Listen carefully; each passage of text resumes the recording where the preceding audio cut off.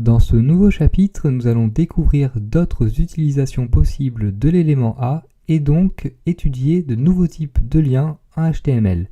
Donc nous allons notamment voir ce qu'est un lien de type encre et apprendre à créer une encre. Nous allons également utiliser l'élément A pour permettre à nos visiteurs de nous envoyer un mail, ou encore nous allons créer un lien pour permettre le téléchargement d'un fichier en HTML. Donc on va déjà commencer par la création d'une encre en HTML. Donc une encre en HTML va nous permettre de nous déplacer au sein même d'une page HTML. Donc parfois, si votre page est trop longue, vous voudrez proposer des raccourcis à vos visiteurs. Et donc en cliquant sur le lien de type encre, les visiteurs seront redirigés à un endroit précis de la page. Donc cela va être très utile. Dans le cas par exemple d'une page très longue où vous aurez un sommaire au début de la page, nous allons utiliser des encres sur ce sommaire pour renvoyer vers les parties donc relatives aux parties décrites dans le sommaire. Donc pour créer un lien de type encre, il va avant tout nous falloir une encre. On va créer cette encre en rajoutant un attribut ID à l'intérieur de la balise ouvrante de l'élément où on veut envoyer le visiteur. Donc vous n'avez pas encore besoin de savoir véritablement ce que représente l'attribut ID.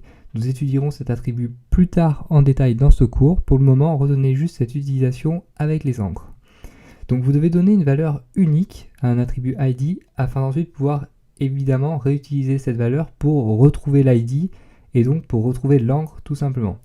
Donc vous pouvez lui donner n'importe quelle valeur, mais essayez de rester cohérent, c'est-à-dire essayer de lui donner une valeur qui a du sens. De plus, donc, évitez les espaces, les caractères spéciaux et commencez donc le nom de l'ID par une lettre. Donc on va illustrer tout cela par un exemple immédiatement. Donc pour cela, on va se rendre sur notre éditeur de texte. Donc moi je vais récupérer ma première page HTML, ma page exemple.html. Donc je vais commencer déjà par mettre un titre. Donc par exemple, les encres en HTML. Et on va donc donner un ID par exemple à un titre H2. Donc H2, on va lui donner le texte une première encre. Et on va lui donner un ID comme je vous l'ai dit. Donc l'ID se met évidemment comme toujours, comme tous les attributs dans la balise ouvrante de l'élément. Et donc on va lui donner la valeur par exemple encre 1 à cet ID. Donc on enregistre. Alors une fois notre encre créée, nous allons devoir créer le lien qui va ramener vers l'encre évidemment. Donc pour cela on va utiliser une nouvelle fois un élément A avec son attribut href. Seulement cette fois-ci on va indiquer la valeur donnée à l'attribut ID en valeur de l'attribut href et faire précéder cette valeur d'un dièse, ce qui est obligatoire. Donc par exemple si on crée un paragraphe ici entre notre H1 et notre H2, donc on va l'appeler par exemple, on va lui donner le texte accès direct à notre encre 1. Donc on va créer notre élément A et on va vouloir rendre ce texte là cliquable, donc le texte encre 1. Donc on crée notre élément A ici, balise ouvrante et balise fermante après le texte comme d'habitude. Et donc en valeur de l'attribut href, comme je vous l'ai dit, on va donner la valeur qu'on a donnée à l'attribut ID précédée d'un dièse comme ceci. Donc encre 1 comme ceci. Et donc ici nous avons créé un lien qui va ramener vers notre encre. Alors le problème dans ce cas-là, c'est que on ne va pas pouvoir le visualiser immédiatement, tout simplement car la page ne sera pas assez longue et donc on verra aucune différence dans la page. Donc pour créer une page assez longue, ce qu'on va faire tout simplement, c'est qu'on va créer un paragraphe et on va lui mettre beaucoup de retours à la ligne à l'intérieur, donc afin de pouvoir créer un scrolling dans notre page et afin de pouvoir observer l'effet d'une encre. Donc par exemple, on prend les 5 ici, on les copie, on va mettre un peu de texte si vous voulez afin de bien illustrer tout ça. Donc par exemple, so S-A-U-T.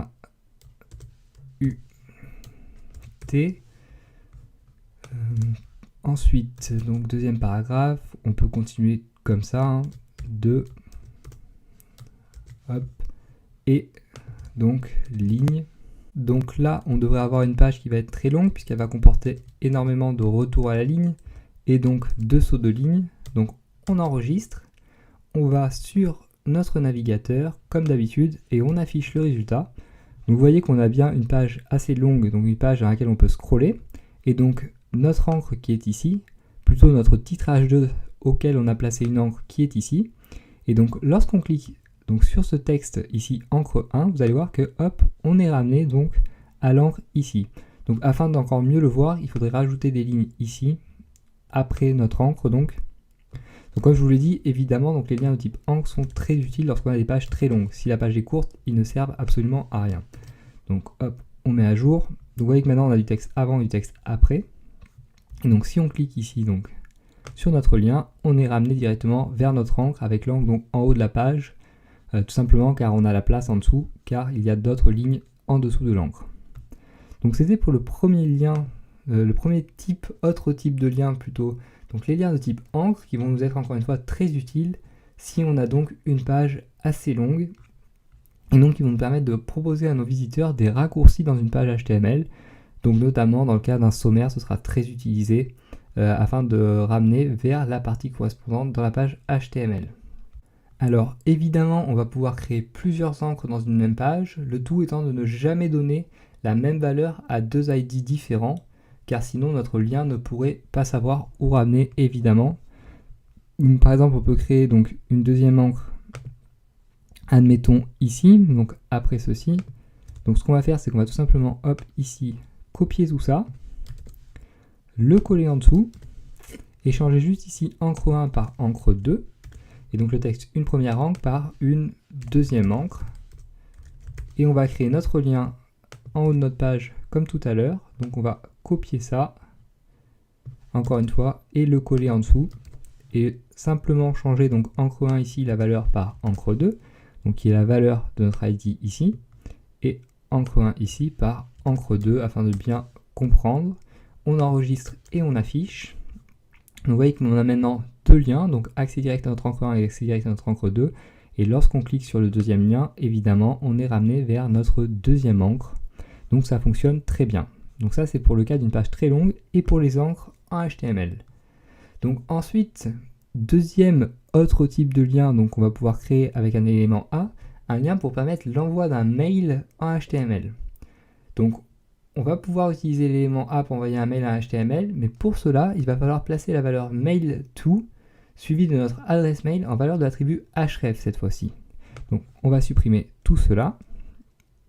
Hop. Et on va créer un lien tout simplement, donc à l'intérieur d'un paragraphe par exemple, m'envoyer donc un mail, et on va vouloir toujours que ce texte là soit le texte donc cliquable pour notre lien. Donc on met notre élément A ici, balise ouvrante, balise fermante après, et donc en valeur de l'attribut href, on va cette fois-ci préciser donc href égale donc mail_to, M-A-I-L-T-O, comme ceci, deux points. Et après, on précise donc notre adresse mail donc pour envoyer, pour que les visiteurs puissent nous envoyer un mail à nous. Donc dans mon cas, ça va être pierre.giraud@edec.com tout simplement.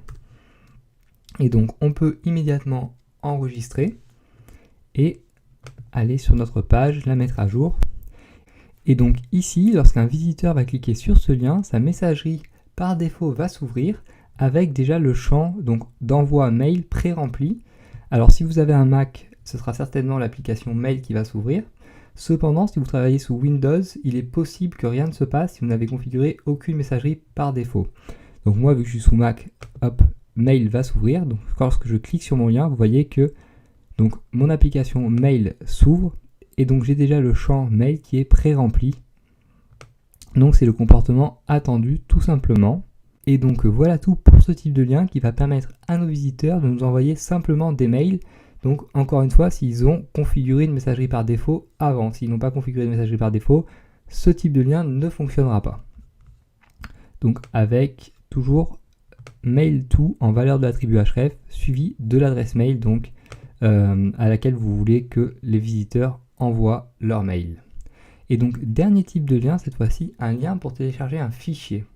Alors, on va pouvoir utiliser encore une fois l'élément A pour permettre à nos visiteurs de télécharger certains types de fichiers, comme des fichiers PDF ou Word par exemple.